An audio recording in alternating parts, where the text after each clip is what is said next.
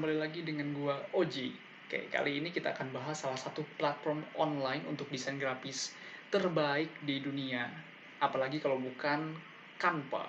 Oke, mungkin teman-teman di sini ada yang sudah tahu Canva, ada juga yang sedang menggunakan mungkin, ada juga yang belum tahu apa itu Canva.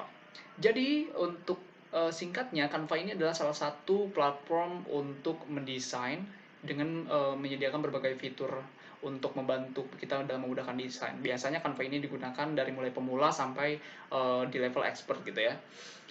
Canva ini juga bisa menyediakan desain secara gratis atau juga secara berbayar gitu.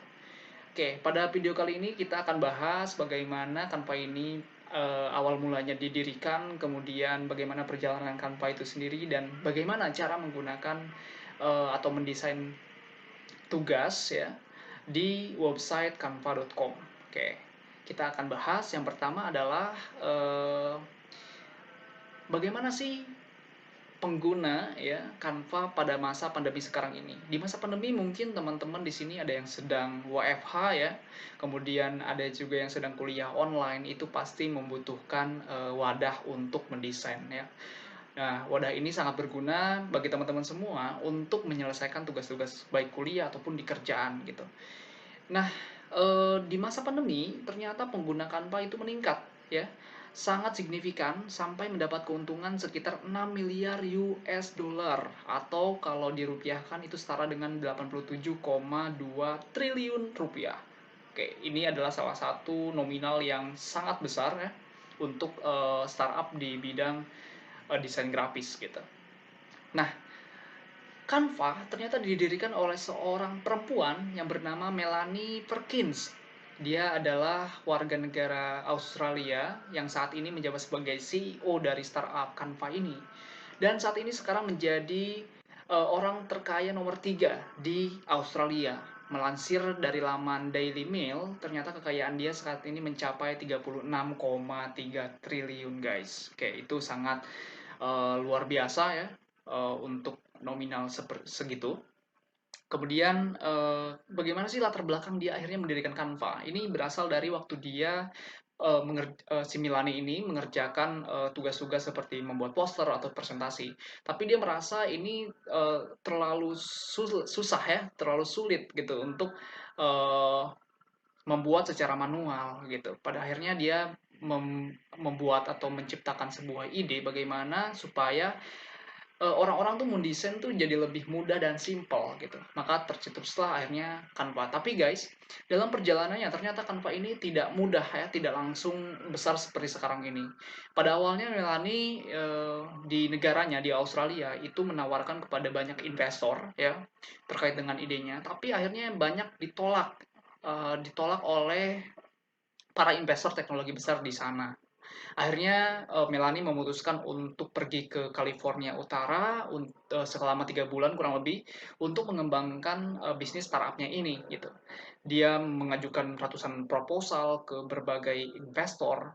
Namun pada akhirnya guys, usaha dia ini tetap gagal. Jadi banyak investor yang belum percaya dengan startup mereka. Nah, tapi karena kegigihannya dan juga optimismenya bahwa platform ini itu akan sangat berguna bagi masyarakat dan banyak digunakan oleh masyarakat, maka hasil dari jerih payahnya itu terlihat pada tahun 2012. Canva mendapatkan investor top di Australia, akhirnya kembali lagi ke negaranya, itu diberikan investasi oleh Metric Partners, kemudian Interwell Partners dan lain sebagainya ya.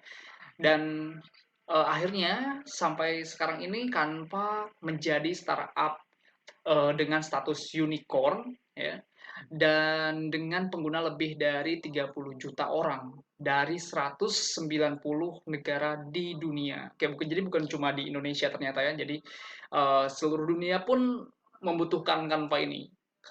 Saya sendiri, gue pribadi ya, itu sangat terbantu dengan kehadiran Canva ya, baik di pekerjaan gue ataupun dulu ketika gue masih kuliah gitu.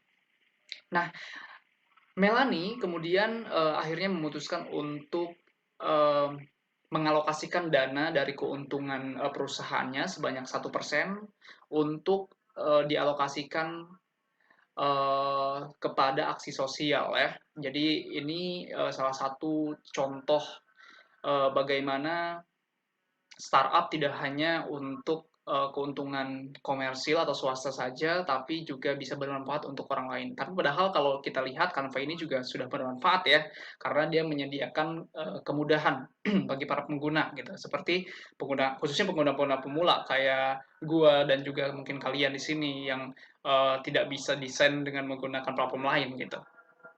Oke, so gimana sih sebenarnya tampilan Canva sendiri gitu ya?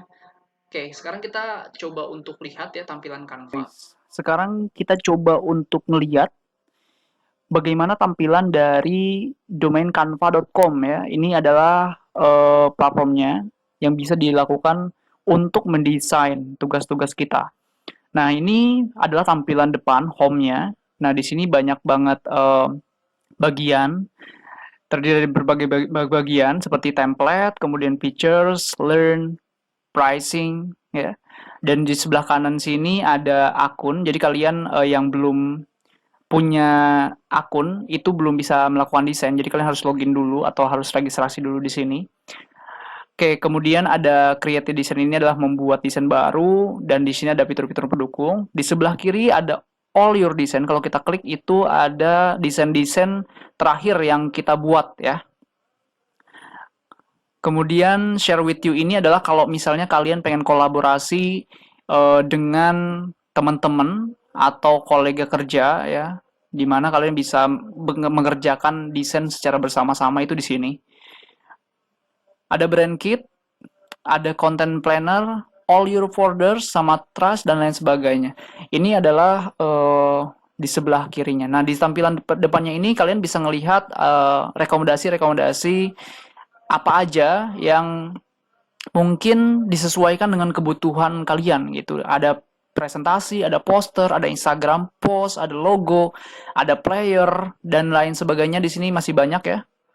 Ada resume juga bagi kalian yang mau buat resume ya, atau CV yang untuk keperluan bekerja, melamar pekerjaan, itu bisa banget di sini. Dan masih banyak lagi. Oke, seperti itu. Kalian juga bisa custom ya. Kalian bisa custom, misalnya kalian mau custom presentasinya, mau temanya forest atau hutan ya. Itu langsung tersedia rekomendasinya di sini. Nah, jadi ada poster, ada apa bisa presentasi juga, itu bisa di custom ya dengan menulis kata kunci. Jadi disesuaikan dengan kebutuhan kita. Misalnya kita mau buat presentasi tentang energi transition, berarti oh customnya itu terkait dengan energi transition gitu ya.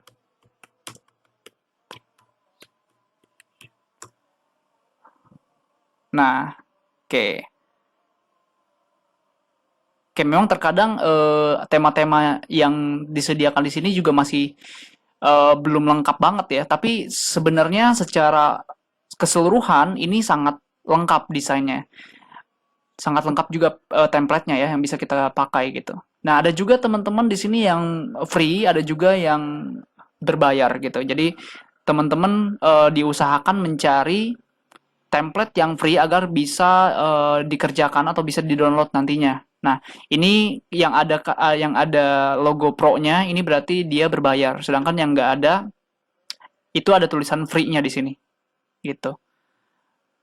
Oke. Secara tampilan depan memang Canva ini cukup sederhana ya dan mudah dipahami gitu.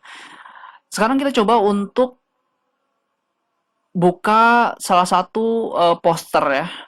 Bagaimana tampilannya. Nah, ini adalah working page di mana kita akan mendesain dan kita bisa tadi pilih template yang sesuai dengan keinginan kita. Misalnya di sini ada forest.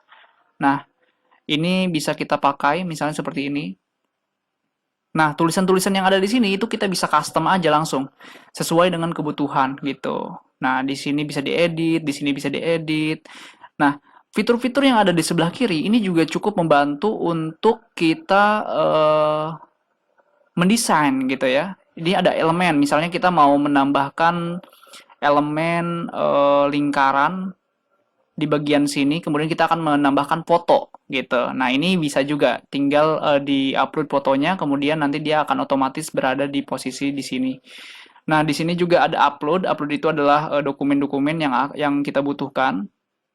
Kita bisa upload di media kita, di komputer kita atau di laptop kita.